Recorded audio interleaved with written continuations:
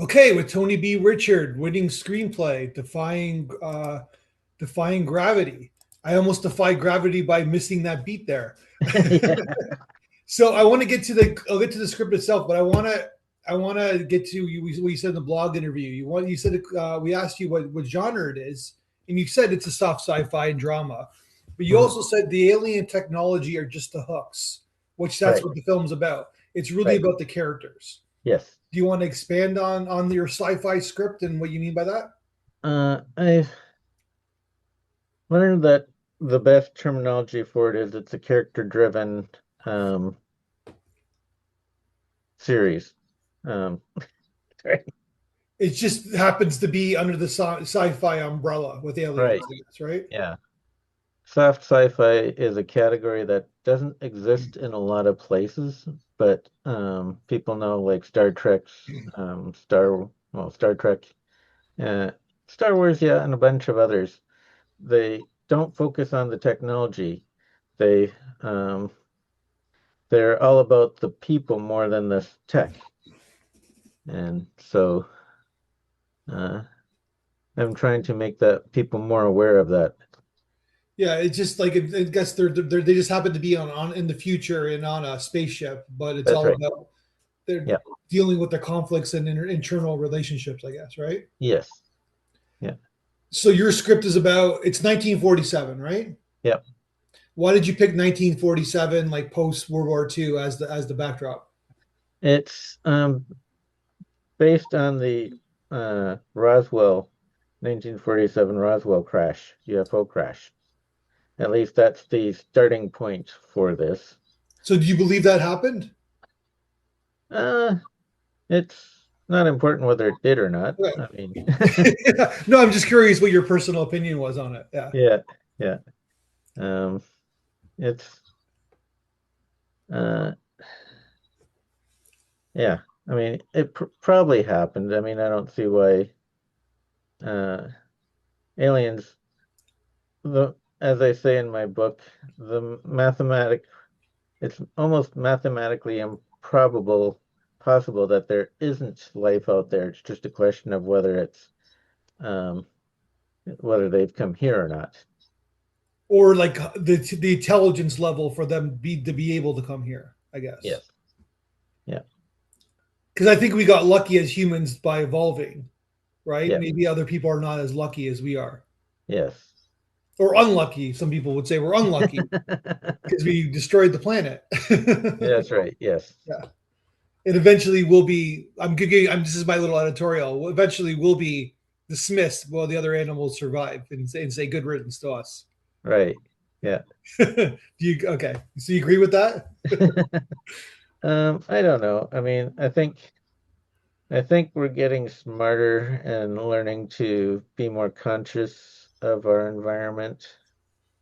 Um, I mean, yes, we're preparing to uh, send set colonies up on the moon and Mars, but at the same time, we're also uh, learning more about taking care of our environment. Hopefully, I guess, right? I hopefully, yeah, definitely, hopefully. Yeah. Okay, so let's talk about your main character. So she's 19 years old. She's a genius, but it's also 1947, and people don't understand females, much less a female genius, I guess, right? Right, yes, exactly. That's the whole point that she's uh, ignored by most of her.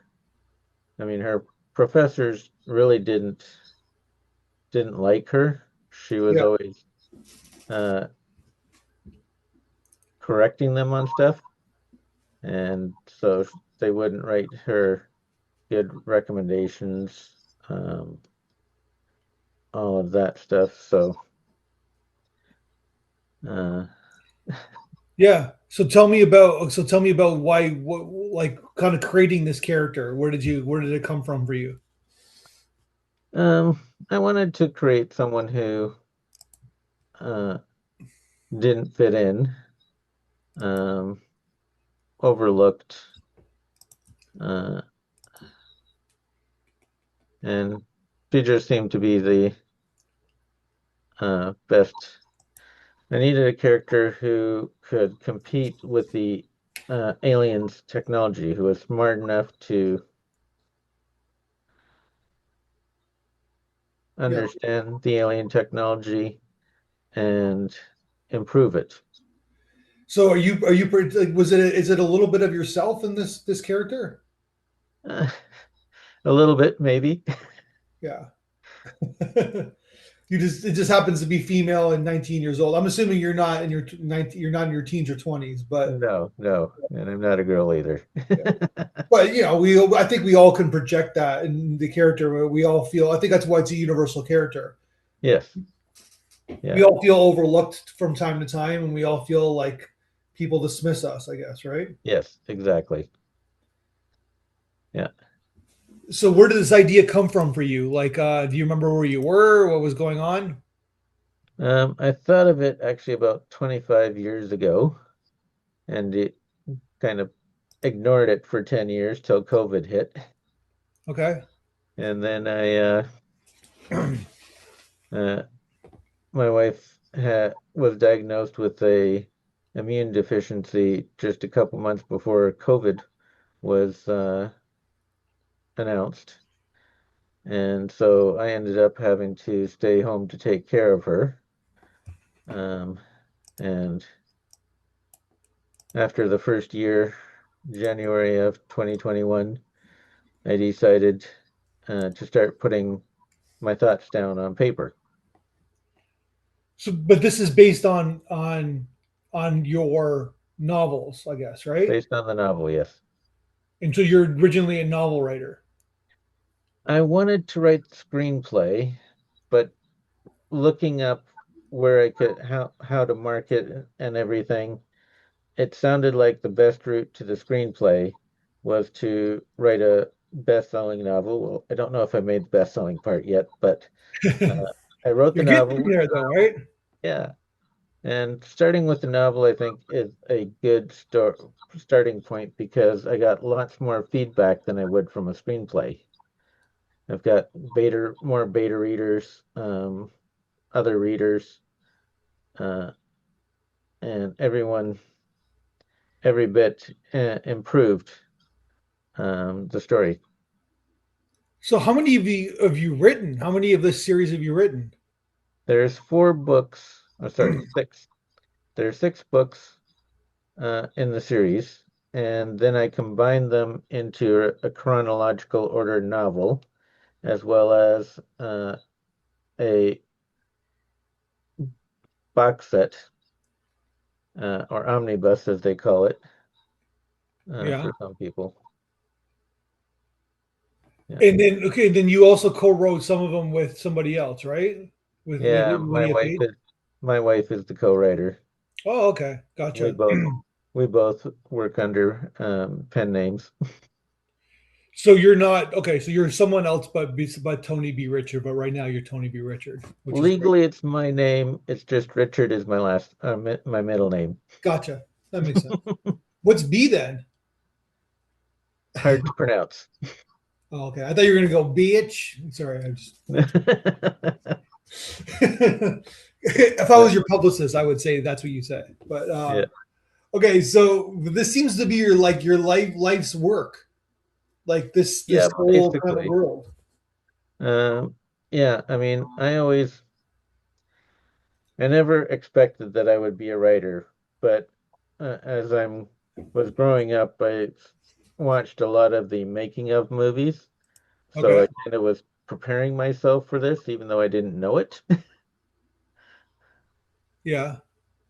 And so, yeah, and science fiction is one of my favorite genres. That's what I watch most of the time. And this is like for kids too, right? There's like it's kids Right. can watch it, right? Yes, there's a kids version. Um, I got the five feature screenplays and one animated kid series planned. And so what? So how is the transition from novel writing to screenplays? Because it's a whole different process, right? Yeah. Yeah. It actually was easy because, as I said, I wanted to write the screenplay. So my writing was geared towards that, and it was mostly a one-to-one transition, um, moving the character name before the dialogue and trying to figure out whether the um, thoughts would become a look, an Yeah, action, uh, more dialogue, or the or a voiceover. gotcha.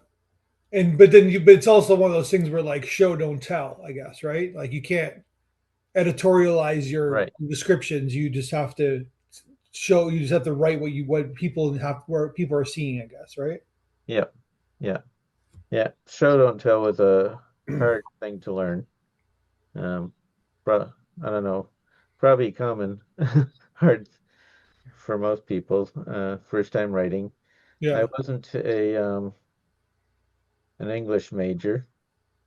I'm a computer programmer originally, so I so learning to write was new to me. It took me a while to learn. Five years. So COVID was like your free time. It gave you free time, I guess. Exactly, yes. There's a lot of those stories. It's like it's so funny. I was talking to a gentleman last night and he's in his early 20s and he was like devastated by COVID. It kind of rocked their world because they were 16 years old and they're going Mm, out and it's like people forget colluding the missing elements of like I was trying to be cool about it, but basically, these kids they need to kiss girls and kiss boys and when they're yeah, 16, 17. They can't be locked in, right? So, yeah, and there was a lot missed, and it's like how it like really shattered his generation. But then I talked to like so many people like yourself, and it's like there's this positivity with it because you got to write and create and do all these things because there was that like the world needed it was almost like it needed to stop, like this capitalistic machine needed to stop for some yes, people. yes, Yeah. yeah. No, I did well during the time. I think a few good things came out of it, like Zoom uh, and delivery. Uh, But those were already there. They just people just found them, I guess, like that's because right, of yeah, exactly. So it became more mainstream, and I think some good to come out of it anyway. yeah. Well, people don't have to go to work 5 days a week, right? So Yeah, yeah, we can work from home a lot more. Yeah. yeah. I would say in this, I was saying that since I've been working at home since 2006, and I remember like my father-in-law, for example, who likes to work, and like he was doing this job, and it was like, why are you going to work? You could easily do this job, what he was doing at home, and he's like, oh, you have to talk to people, and then COVID happened. He's like, yeah, he's never left. He's never gone back to work, right, in the office. Exactly. Yeah. No, it forced us to make some changes, I think, in good ways. Yeah, it's part of life, right? So 1947. You do a lot of research about post World War II. Yeah, I did. I knew a lot of it beforehand. But writing an alternate history is a lot tougher than I thought. There's so much more that I had to look up. Like, what's the current slang in 1947? Yeah, exactly. Like, I think today it's lit. It would be sweet. Back then was one of the common slangs, Yeah, and or fire. Um, so there was a lot more research that went into it than if I had written a modern day uh, series. yeah. But it seems like I know the Cold War was starting, and do you get into the Cold War in some of your books? Not real. Oh, actually, I guess yeah, I did. Um, I just mention it. Um, like when they're heading to the crashed UFO, what they're expecting. Would it be a a spy plane that crashed or that kind of a thing. Yeah. There's not a lot, the I think I mentioned that, there it's a paranoid time. Everyone's on edge, still from the war, and Yeah. that made me, And the depression as well, right? Like they yeah, went from the depression to the war. yeah. I was planning to put more in the second.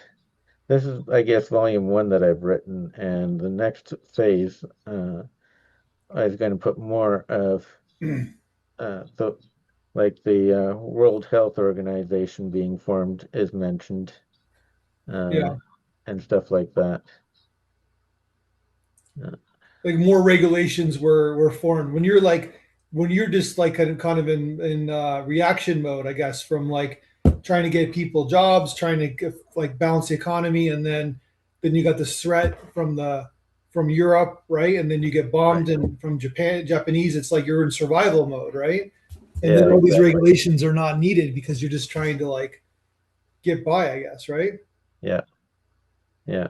I One of my characters have my two of my other characters. One's black, one's Jewish, and so I talk about in the next round where um, they have the act to um, what's the word?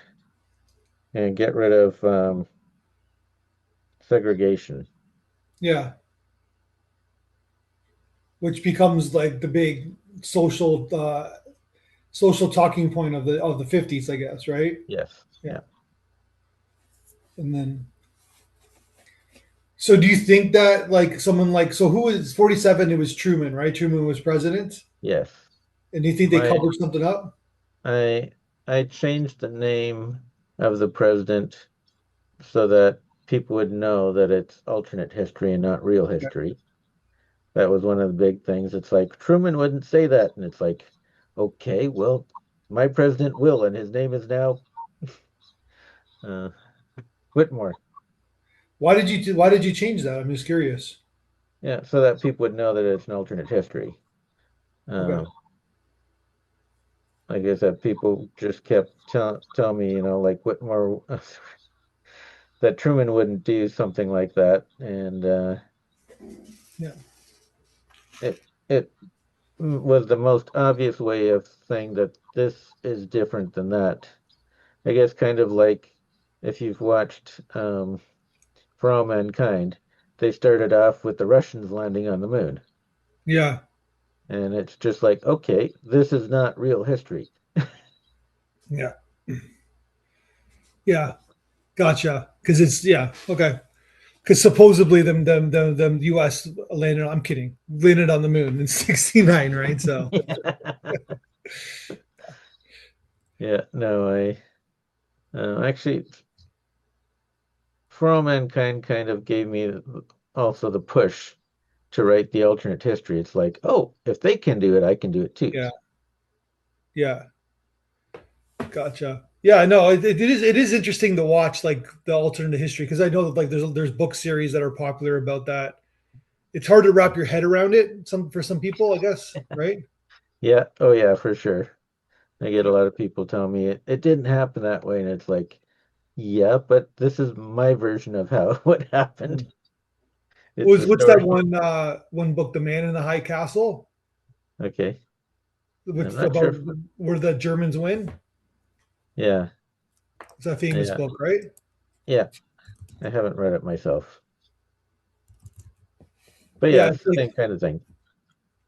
yeah, yeah. It's like a Philip K. Dick's book about like Man in the High Castle. Basically, it's about like the German instead of the Americans winning or the Western winning, the Germans and the Japanese won the Okay. war. So that's like a different world and how the Yeah, world looks like. Yeah, right. So exactly. Yeah. And yeah, where Hitler wins. it is a hard concept for a lot of people to understand. Yeah. But in that case, it's like because there's a series about it as well, which I'm assuming this is what you want. It's like it has to like read, yeah, like you said in that series you just mentioned, where like the first thing you see is the Russians landing on the moon, so you know that everything is different, right? Right, exactly. Yeah, it is pure like fiction, I guess. Yeah, yeah. I mean, the Avengers did it, and they um, created the concept of alternate universes and made it identifiable, more realistic multiverse. Yeah. I mean, I think Spider-Man in the multiverse was the first one. Well, I guess Doctor Who and others came up with that concept as well. But Yeah. yeah, But it's, I think it's, in terms of the Marvel, it seems like it's lazy storytelling, because it's just like, well, it happened in that world, and we can just do that world, and like, it just, you know what I mean? Like, yeah, yeah, yeah. it's like we got Superman, we got Spider Man here, and then we got Spider Man in that world, right? So, That's right. Yeah, yeah, it made it more realistic and or forefront, and also explained why we can have, the comics had different versions of the same character, and uh, can bring them all together, and that yeah. What? So, do you believe in the multi universe? Do you think there's other universes happening? who knows. Yeah. Some people say everything that can happen does happen, and I mean, I don't know. Is time But travel possible? And if it is possible, uh is there only one time when you can't change it? You jump back and that actually happened? Or is it that there are uh, parallel universes that spawn from every single change? well, I find it interesting that humans are always the top rank, no matter what universe it is, which I find unrealistic, right? So Yeah, I think we just got lucky along the way, and then some things went our way. But in other universes, we could have been wiped out as a species very yeah, easily, and then would another species evolve like us? Maybe in a different yeah. way. You never know, right? The TV series Sliders imagine that in alternate universes that the Cro-Mags, I think it was, became the dominant species. They're some people believe that they were on Earth before we were, and so they would be evolved. Star Trek had one where the dinosaurs before left into space, and so they were super advanced, and they have had a city ship that transported Voyager inside of it. That's how advanced they were. Mhm. Um, so yeah, I mean, there's possible timelines, and it just makes good storytelling. Yeah, exactly. Well, you have to. I think you need thumbs, right, to build, to Yeah, create. So yeah. So that was an interesting episode for sure. yeah, because how do you like? How are the dinosaurs like building a spaceship? Yeah, yeah. I don't know. It's weird. Um, uh, Another thing that kind of pushed me on was they filmed the movie Cats and Dogs 3 next door to where I was living. And it's like, yeah, how are cats and dogs? Cats and dogs in the movie, cats and dogs have high tech. And it's like, yeah, how did they evolve that tech? They're typing on keyboards and stuff. And it's like, yeah, but it's good kids entertainment, right? Yeah. So what do what are you doing now? You refining the script, sending it out? Are you writing another version? Like what's happening with you with Defying Gravity? Both. I'm working on the sequels, Yeah. and I'm working on the screenplays, marketing the screenplays at the moment. Do you want it to be a series or a film franchise? Both. Uh, yeah. Yeah. I The see what you did with your novels. It's kind of genius. You kind of did different novels, then you did novella, then you did kids versions. You really yeah, stretched this franchise out. yeah. The animated. The children's one I decided would probably be best to do as animated Yeah, because then we can have uh, older people doing the voices yeah, and not have to worry about the child uh, laws. And the and we have a dog in the children's version, so that would be really expensive and hard to do. And it's like, well, it's a children's series. Why don't we make that, an animated series, and that would be much easier for everyone. And still, they would probably still appear in the live action, but that would be at a later date, and to have that cross tie-in. yeah. Got it. So you just, yeah, you know what you're doing. You're just like doing different versions, I guess, right?